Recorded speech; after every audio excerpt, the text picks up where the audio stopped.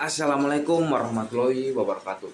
Let me introduce myself. My name is Joshua Leo Alexander Batubara with student participant number G1C025048. So, in this video, I will briefly explain again about engineering material. Pokok-pokok bahasan yang akan saya bahas kali ini terdiri dari klasifikasi material teknik, baja, besi cor, tembaga dan paduannya, logam non-ferro dan paduannya, bahan polimer, polimer termoplastik, polimer termoset, bahan komposit, bahan keramik, bahan non-logam dan paduannya, pengujian tarik dan impact, dan pengujian tak merusak. Klasifikasi material. Klasifikasi material itu terdiri dari apa aja? Yang pertama dari logam ferro. Logam ferro itu juga dibagi atas beberapa jenis lagi, yang terdiri dari besi, baja karbon, besi cor, baja, dan paduannya. Namun, baja itu dibagi dalam beberapa jenis lagi. Baja itu terdiri lagi dari beberapa jenis, yaitu baja tahan karat, baja perkakas, baja mangan, baja nikel, baja krom, dan baja Si. Dilanjut dengan logam non-ferro. Logam non-ferro itu terdiri dari beberapa jenis lagi, yaitu aluminium, tembaga, nikel, magnesium, titanium, kobalt, seng, kadmium, timbal, zirconium, dan lain-lain. Disusul lagi dengan non-logam. Non-logam juga terdiri dari beberapa jenis, yaitu polimer. Polimer itu dibagi menjadi dua jenis lagi, yaitu polimer alam dan polimer buatan atau sintesis. Lalu keramik, metal matrix komposit, lalu ada lagi advanced material, dan lalu ada lagi fiber reinforced plastik. Pokok pembahasan selanjutnya adalah material baja atau stainless steel. Apa itu baja atau stainless steel? Baja adalah logam paduan yang komponen utamanya adalah besi dan karbon. Baja berfungsi sebagai unsur pengeras, meningkatkan kekuatan dan kekerasan baja. Kadar karbon dalam baja biasanya berkisar antara 0,2% sampai 2,1%. Selain karbon, baja juga dapat mengandung unsur paduan lainnya seperti mangan, krom, dan nikel untuk meningkatkan sifat-sifat tertentu seperti kekuatan, kekerasan, dan ketahanan terhadap korupsi. Komposisi kimia baja. Komposisi kimia itu terdiri dari unsur utama dan unsur paduan lainnya. Unsur utama itu dibagi atas beberapa jenis, yang terdiri dari besi dan karbon. Lalu unsur paduan lainnya itu terdiri dari beberapa jenis, yaitu mangan, silikon, kromium, nikel, dan vanadium. Jenis-jenis baja. Jenis-jenis baja itu dibagi menjadi dua kategori, yaitu baja karbon dan baja paduan. Baja karbon itu terdiri dari beberapa jenis, yaitu baja karbon rendah, baja karbon menengah, dan baja karbon tinggi. Lalu, baja paduan itu terdiri dari beberapa jenis juga, yaitu baja paduan rendah, baja paduan tinggi, dan baja tahan karat atau stainless steel. Sifat-sifat baja. Sifat-sifat baja itu dibagi menjadi dua kategori juga, yaitu sifat mekanik dan sifat fisik. Sifat mekanik itu terdiri dari kekuatan tarik, kekuatan luluh, kekerasan, keuletan, dan ketangguhan. Sementara sifat fisik itu terdiri dari densitas, titik leleh, konduktivitas termal, dan konduktivitas listrik. Lalu, pengaplikasian baja itu dapat kita temui dalam kehidupan kita sehari-hari. Nah, yang dapat kita temukan itu di dalam bidang konstruksi itu baja ini sebagai bahan baku pembuatan jembatan, stadion, dan infrastruktur lainnya. Dalam bidang otomotif, baja itu sebagai bahan baku untuk pembuatan bodi mobil. Di bidang manufaktur, baja itu sebagai bahan baku untuk membuat peralatan industri. Dan dalam bidang energi, baja itu sebagai bahan baku pembuatan pembangkit listrik, turbin angin, dan platform minyak lepas pantai. Kesimpulan, baja adalah material yang sangat penting dalam berbagai sektor karena kekuatannya dan daya tahannya, dan kemampuannya untuk dibentuk menjadi berbagai bentuk. Baja merupakan paduan besi dengan karbon yang memberikan kekuatan dan kekakuan yang lebih tinggi dibandingkan dengan besi biasa. Pokok pembahasan selanjutnya adalah besi cor. Apa itu yang dimaksud dengan besi cor? Besi cor atau besi tuang adalah paduan besi karbon di bidang konstruksi bangunan. Besi cor merupakan hasil dari peleburan biji besi yang dituang ke dalam cetakan untuk membentuk komponen atau struktur tertentu. Dengan kandungan karbon yang cukup tinggi, dengan sekitar 2-4%, karbon memiliki sifat yang keras, rapuh, tetapi sangat kuat dalam menahan tekanan atau kompresi. Dalam istilah teknik, besi cor dikenal dengan caisson, dan juga besi cor memiliki ketahanan yang kuat untuk menjaga bangunan agar bisa tetap berdiri, tegak, dan aman. Besi cor juga tahan terhadap aus, lembab, serta memiliki harga yang relatif terjangkau. Lalu jenis-jenis besi cor. Jenis-jenis besi cor itu terdiri dari beberapa jenis, yaitu besi cor kelabu, besi cor nodular, besi cor putih, dan besi cor tempang. Perbedaan besi cor dan baja. Perbedaan besi cor dan baja itu dapat kita lihat dari sifat materialnya. Material baja cor memiliki daya tahan dan daya tarik yang besar, serta lebih ulet dan tahan benturan. Tapi daya tahan getarannya kurang, sedangkan besi cor dapat menahan getaran, tahan terhadap tekanan, serta memiliki tempayan tinggi. Lalu dapat kita lihat lagi dari kandungan karbon yang dimiliki. Baja cor memiliki kandungan karbon yang rendah di bawah 2%, sedangkan besi cor memiliki kandungan karbon berkisar 2% sampai 4%. Lalu dapat kita lihat lagi dari penggunaan materialnya. Besi cor dapat diaplikasikan pada berbagai bidang di luar konstruksi, contohnya seperti manhole cover, grill, grating, drainage, dan lainnya. Sedangkan baja cor diaplikasikan dalam beberapa bidang konstruksi saja, contohnya seperti rangka bangunan atau jembatan. Kelebihan dan kekurangan dari besi cor. Kelebihannya adalah memiliki kandungan karbon yang tinggi sekitar 2-4%. Lalu proses produksinya yang murah. Peredam getaran yang baik, sifat mekanik yang baik, dan tahan terhadap aus. Sedangkan kekurangan dari besi cor itu adalah besi cor lebih berat dan padat, dapat menyulitkan pemasangan dan penanganan. Lalu sulit dilas, karena sifatnya cenderung rapuh dan retak saat dipanaskan dan didinginkan selama proses pengelasan. Lalu tidak dapat ditempa ulang. Besi cor memang khusus untuk cor bangunan dan dapat dibengkokkan, namun tidak dapat ditempa ulang atau dibentuk berbeda dari asalnya. Rapuh, cenderung rapuh dan mudah retak jika terkena benturan yang berlebihan. Dilanjutkan dengan pembahasan selanjutnya adalah tembaga dan paduannya. Apa itu yang dimaksud dengan tembaga dan paduannya? Tembaga adalah logam yang mudah ditempa, kuat, dan memiliki konduktivitas listrik dan panas yang baik. Paduan tembaga seperti kuningan atau tembaga dan seng, dan juga perunggu atau tembaga dan timah memiliki sifat yang berbeda, tergantung pada komposisinya. Seringkali dengan peningkatan kekuatan, ketahanan korosi, atau sifat lainnya. Sifat fisik dan kimia dari tembaga. Sifat fisik dari kimia terdiri dari beberapa jenis, yaitu sifat mekanik. Sifat mekanik ini mencakup dari kekerasan, kekuatan, dan peletakan. Sifat termal mencakup titik lebur, titik didih, konduktivitas panas. Lalu sifat elektrik mencakup dari konduktivitas listrik, dan juga sifat optik mencakup warna dan reflektivitas. Lalu ada sifat kimia. Sifat kimia ini terdiri dari beberapa jenis, yaitu reaktivitas atau reaksi dengan asam basa dan unsur lainnya. Lalu korosi, ketahanan terhadap korosi. Lalu sifat redaksi, kemampuan untuk mengalami reaksi oksidasi dan redaksi. Proses pembuatan dari tembaga. Proses dari pembuatan tembaga itu dapat kita bagikan menjadi beberapa tahap. Tahap yang pertama adalah penambangan. Di penambangan, tembaga diperoleh dari biji tembaga seperti chalcopyrite. Lalu tahap pengolahan. Di tahap pengolahan, proses pengolahan meliputi penghancuran, penggilingan, dan pemisahan untuk mendapatkan tembaga murni. Lalu di tahap paduan. Di tahap paduan inilah tembaga dapat dipadukan dengan logam lain seperti seng atau kuningan dan timah atau bronze untuk meningkatkan sifat mekanik dan korosinya. Paduan dari tembaga.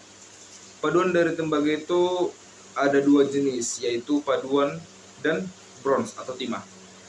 Dari Kuningan, paduan tembaga dan seng dikenal karena ketahanan korosi dan kemudahan pemrosesan digunakan dalam peralatan rumah tangga dan komponen otomotif. Lalu paduan bronze atau timah, paduan tembaga dan timah memiliki ketahanan yang baik terhadap korosi dan aus. Sering digunakan dalam pembuatan patung, peralatan musik, dan komponen mesin. Aplikasi tembaga dan paduannya. Di bidang industri listrik, tembaga digunakan dalam kabel, konektor, dan komponen elektronik.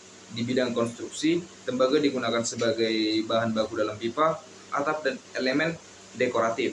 Di bidang transportasi, tembaga digunakan sebagai bahan baku dalam pembuatan komponen otomotif dan penerbangan atau aerospace. Di bidang alat rumah tangga, tembaga digunakan sebagai bahan baku pembuatan peralatan dapur seperti panel dan wajan. Kesimpulan, tembaga dan paduannya memajukan peran penting dalam berbagai industri berkat sifat-sifat unggulnya. Dengan pemahaman yang lebih baik tentang karakteristik dan aplikasi tembaga, kita dapat memanfaatkan logam ini secara efektif dalam teknologi dan inovasi masa depan. Pokok pembahasan selanjutnya adalah logam non-ferro dan paduannya. Apa itu yang dimaksud dengan logam non-ferro dan paduannya?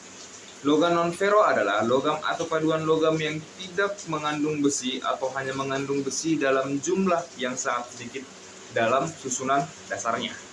Jenis dan karakteristik dari logam non-ferro dan paduannya adalah terbagi dari beberapa jenis, yaitu logam non-ferro dasar, yang dimana logam non-ferro dasar ini meliputi aluminium, tembaga, timah, seng, dan magnesium. Masing-masing dari ini memiliki karakteristik konduktivitas, kepadatan, dan titik leleh yang berbeda. Lalu, paduan aluminium. Paduan aluminium terkenal karena rasio kekuatan berat yang tinggi, tahan korosi, dan mudah dibentuk. Digunakan luas dalam industri penerbangan dan otomotif. Paduan tembaga. Paduan tembaga seperti Kuningan dan Perunggu memiliki konduktivitas listrik tinggi, tahan korosi, dan sifat antimikroba. Ideal untuk aplikasi kelistrikan dan dekoratif. Lalu, logam mulia. Emas, perak, dan platinum memiliki ketahanan korosi yang tinggi, konduktivitas baik, dan nilai estetika. Digunakan dalam perhiasan, elektronik, dan aplikasi medis. Nah, untuk pengaplikasian dari logam non-ferro ini dapat kita temukan di bidang kehidupan kita sehari-hari. Contohnya seperti dalam bidang industri transportasi, logam non-ferro seperti aluminium dan titanium digunakan dalam pembuatan pesawat, mobil, dan kapal karena ringan namun kuat. Dalam bidang konstruksi dan arsitektur, aluminium dan tembaga diaplikasikan pada fasad bangunan, atap, dan sistem pipa karena tahan korosi dan estetika menarik. Lalu dalam bidang elektronik dan telekomunikasi, tembaga, emas, dan perak menjadi konduktor utama dalam perangkat elektronik, sirkuit integrasi, dan infrastruktur telekomunikasi modern. Lalu dalam bidang industri medis, titanium dan paduan kobalt digunakan untuk implan gigi, sendi buatan, dan peralatan bedah karena biokompatibilitasnya dan kekuatannya yang baik. Lalu proses pengolahan dari logam non-ferro ini terbagi atas beberapa tahap. Tahap yang pertama itu ekstraksi logam non-ferro, yang dimana tahap pertama ini proses mengeluarkan logam dari biji dengan metode pirometalurgi, hidrometalurgi, atau elektrometalurgi untuk mendapatkan logam murni.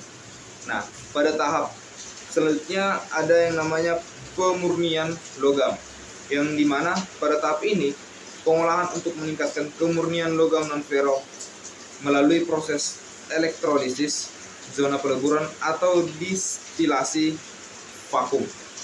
Lalu dilanjutkan pada tahap berikutnya adalah pembentukan paduan, yang dimana pada tahap ini pencampuran logam non-ferro dengan unsur lain pada suhu tinggi untuk menghasilkan paduan dengan sifat mekanik dan kimia yang diinginkan. Baiklah, untuk pokok pembahasan selanjutnya itu adalah material bahan polimer. Apa itu yang dimaksud dengan bahan polimer? Bahan polimer adalah material yang tersusun dari polimer atau rantai panjang monomer yang digunakan luas dalam kehidupan sehari. Misalnya plastik, karet, serat kain, dan lain-lain. Nah, polimer ini dapat kita bedakan, dapat kita bagi menjadi beberapa kategori. Kategori yang pertama adalah berdasarkan asal. Berdasarkan asal terdiri dari dua jenis, yaitu alami, yang dimana alami ini contohnya adalah selulosa, karet alam, dan protein. Lalu sintesis. Sintesis itu memiliki beberapa jenis juga, yang terdiri dari polietilena, polistirena, dan nilon. Lalu yang berdasarkan sifat thermal itu terbagi menjadi dua jenis, yaitu termoplastik, yang dimana termoplastik ini memiliki sifat dapat direlehkan berulang, sedangkan termoset itu memiliki sifat sekali dibentuk dan tidak bisa dilelehkan lagi. Contoh bahan polimer dan kegunaannya terdiri dari beberapa jenis, yaitu polietilena digunakan sebagai kantong plastik dan botol. Polivinil klorida digunakan sebagai pipa dan kabel listrik. Lalu polipropilena digunakan sebagai wadah makanan dan tali. Lalu nilon digunakan sebagai serat kain dan tali pancing. Kelebihan dan kekurangan dari bahan polimer ini adalah: kelebihan adalah ringan, tahan korosi, mudah dibentuk, dan harga yang relatif murah. Sedangkan kekurangannya adalah tidak tahan suhu tinggi, sulit terurai, dan dapat menyebabkan pencemaran. Lalu kekuatan mekanik terbatas dibanding logam. Maka kesimpulan dari material bahan polimer ini adalah bahan polimer memberikan banyak dampak dalam kehidupan manusia karena sifatnya yang ringan, tahan lama, dan serbaguna. Namun perlu kita ingat lagi, penggunaan polimer sintesis itu, khususnya plastik, membawa dampak lingkungan yang serius karena sifatnya yang sulit terurai. Oleh karena itu diperlukan pengolahan limbah polimer yang baik, inovasi dalam pengembangan polimer ramah lingkungan atau biopolimer, serta kesadaran masyarakat untuk mengurangi penggunaan plastik sekali pakai dan meningkatkan daur ulang. Pokok pembahasan selanjutnya adalah polimer termoplastik. Apa itu yang dimaksud dengan polimer termoplastik? Polimer termoplastik adalah jenis plastik yang melunak saat dipanaskan dan mengeras saat didinginkan, sehingga dapat dibentuk ulang berkali-kali. Nah, sifat ini memungkinkan polimer termoplastik untuk didaur ulang dan diproses ulang dengan berbagai metode seperti ekstraksi, pencetakan, injeksi, dan termoforming. Sifat-sifat dari termoplastik adalah kemampuan membentuk ulangnya ringan, tahan korosi, tahan terhadap stres, dan transparansi dan warnanya. Pengaplikasian termoplastik itu dapat kita jumpai dalam bidang kemasan plastik, yang dimana termoplastik dalam bidang ini digunakan secara luas dalam pembuatan botol, wadah makanan, kemasan makanan, dan produk kemasan lainnya. Lalu dapat kita jumpai dalam industri atau bidang otomotif. Termoplastik itu digunakan dalam berbagai komponen otomotif, termasuk panel interior, bumper, dan selongsong katel. Dalam bidang konstruksi, termoplastik digunakan dalam pipa air, pipa saluran listrik, bahan atap, dan panel dinding. Lalu peralatan kesehatan. Dalam bidang ini, termoplastik digunakan dalam pembuatan alat-alat medis seperti selang infus, kateter, dan perangkat diagnostik. Dalam bidang elektronik, termoplastik digunakan dalam pembuatan konektor, kabel, dan komponen elektronik lainnya karena sifat isolasi termal dan listriknya yang baik. Keunggulan dari termoplastik adalah recyclable atau dapat didaur ulang, kemudahan pemrosesannya, harganya yang terjangkau, ringan, dan desainnya yang bebas. Maka kesimpulan dari termoplastik adalah bahan serbaguna yang digunakan dalam berbagai aplikasi industri dan sehari-hari. Sifat-sifat unik seperti kemampuannya yang dapat membentuk ulang, tahan terhadap korosi, dan ringan, membuatnya menjadi pilihan yang menarik. Pokok pembahasan selanjutnya adalah polimer termoset. Apa itu yang dimaksud dengan polimer termoset? Polimer termoset adalah jenis plastik yang mengeras secara permanen saat dipanaskan atau terpapar dengan bahan kimia tertentu dan tidak dapat dibentuk ulang setelahnya. Struktur dan pembentukannya.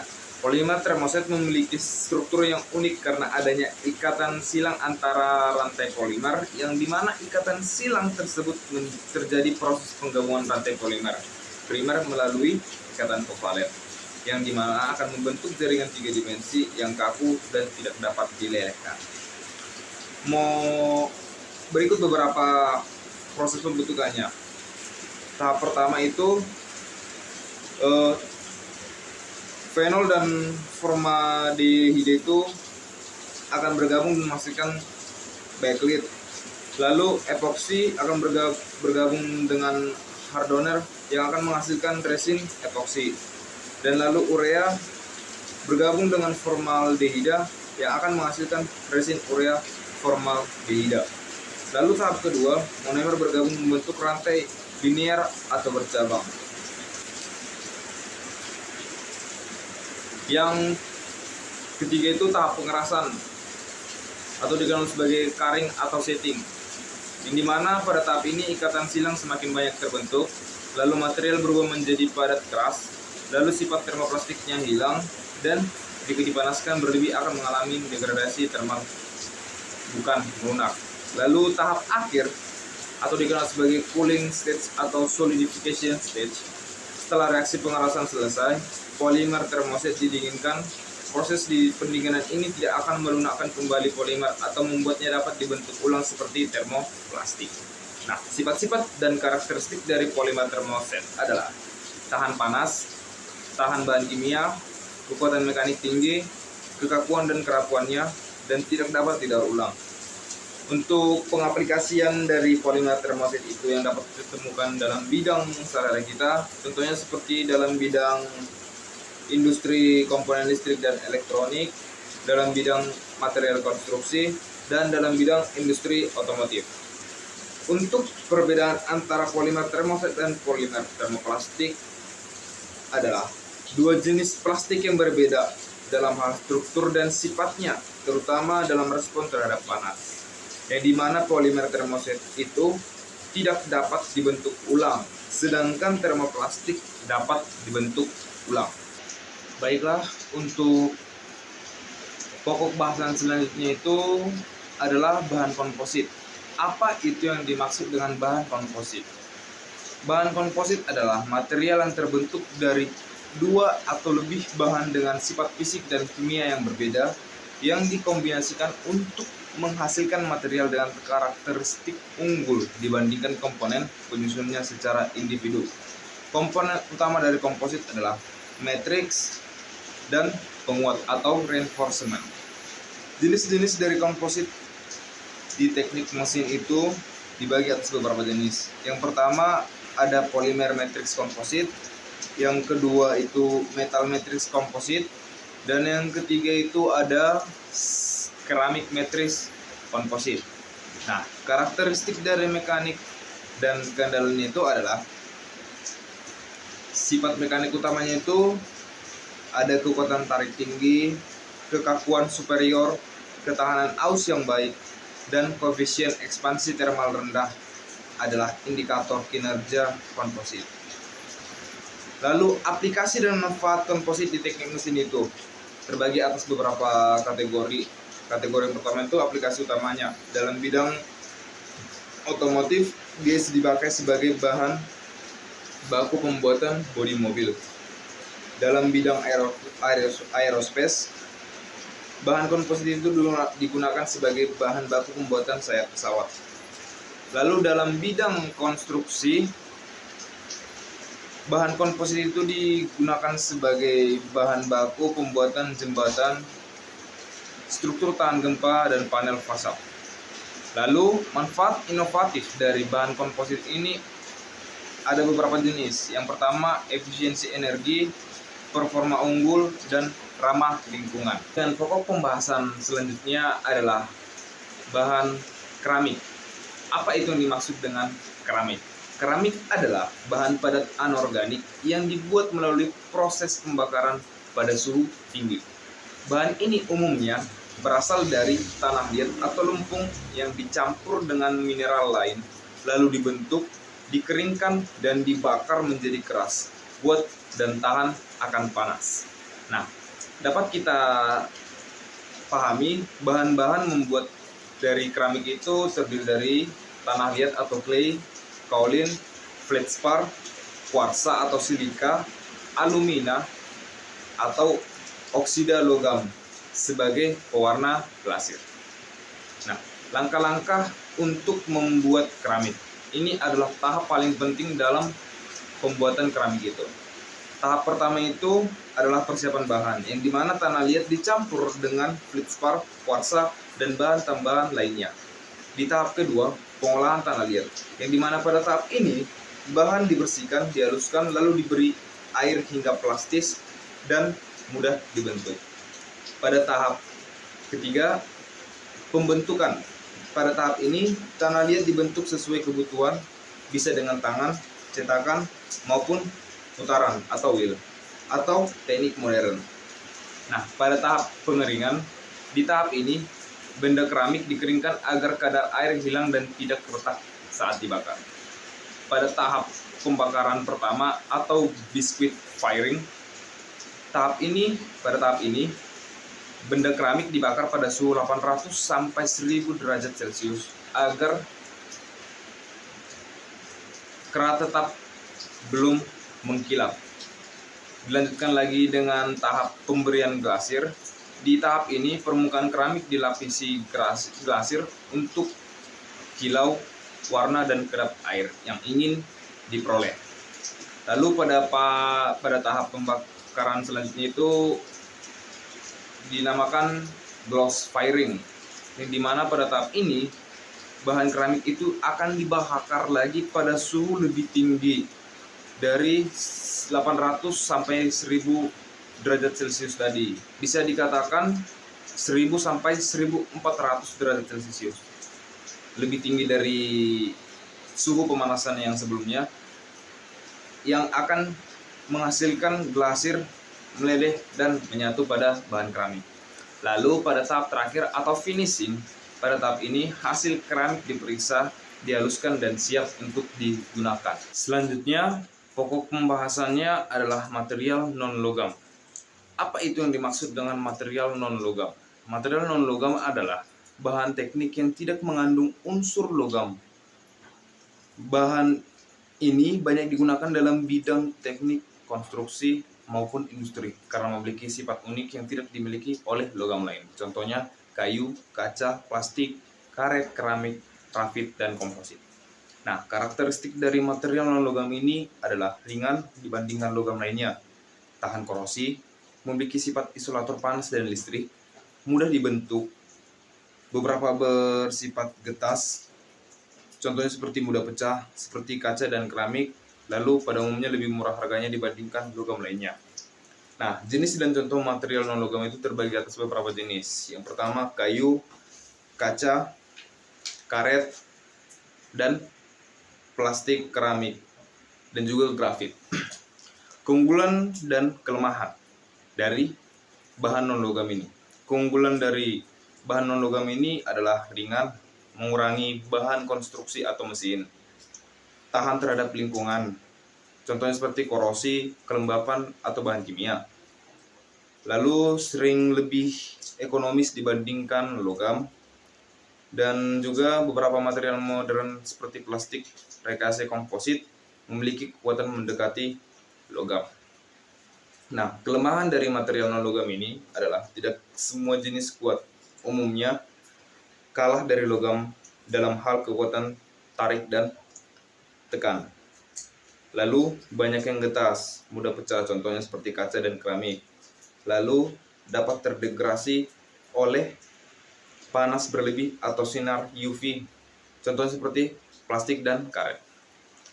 Nah, untuk pengaplikasian material non-logam ini dapat kita temukan dalam kehidupan kita sehari-hari. Contohnya dalam bidang material non-logam itu modern seperti polimer rekayasa, keramik canggih, dan komposit banyak dipakai di industri pesawat, otomotif, elektronik, hingga medis.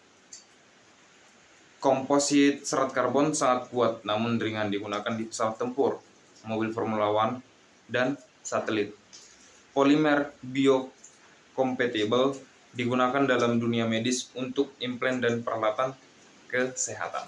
Baiklah, pokok pembahasan selanjutnya itu adalah pengujian tarik dan impact. Apa itu yang dimaksud dengan pengujian tarik dan impact? Pengujian tarik pada sebuah logam adalah suatu metode yang digunakan untuk menguji kekuatan suatu bahan atau material dengan memberikan beban gaya yang berlawanan arah. Sedangkan pengujian impact adalah pengujian dengan menggunakan pembebanan yang cepat. Ada dua metode untuk pengujian impact, yaitu yang pertama metode Cherpi. Uji impact Cherpi adalah metode uji destruktif yang digunakan untuk karakterisasi material pada laju regangan tinggi. Ini dilakukan pada plastik. Lalu ada metode IZOT. Metode IZOT adalah uji standar yang digunakan untuk menentukan ketahanan benturan atau ketangguhan material seperti plastis dan polimer dengan memukul spesimen bertakik menggunakan bandul pendulum yang dilepaskan dari ketinggian tertentu. Tujuan dari dan manfaat pengujian tarik dan impact ini adalah tujuan pengujian tarik itu untuk mengetahui ketangguhan material, mengetahui perilaku material, mengetahui kekuatan dan keuletan suatu material, dan kontrol kualitas material. Lalu tujuan dalam pengujian impact ini adalah yang pertama menentukan ketangguhan material, lalu mengetahui ketangguhan material terhadap beban kejut, dan mengoptimalkan desain. Untuk pokok pembahasan yang terakhir itu adalah pengujian tidak merusak atau non-destructive testing ataupun NDT. Apa itu yang dimaksud dengan NDT? NDT adalah teknik analisis untuk mengevaluasi sifat material, komponen, atau sistem tanpa menyebabkan kerusakan atau perubahan permanen pada objek yang diuji, sehingga objek tersebut tetap dapat digunakan setelah pengujian.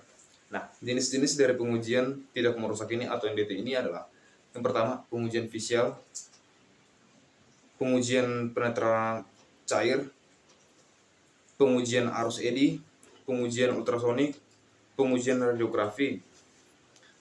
Lalu tujuan dari NDT ini adalah untuk mendeteksi cacat, untuk mengevaluasi integritas struktur, dan untuk kontrol kualitas, dan juga untuk memprediksi kegagalan dari spesimen tersebut.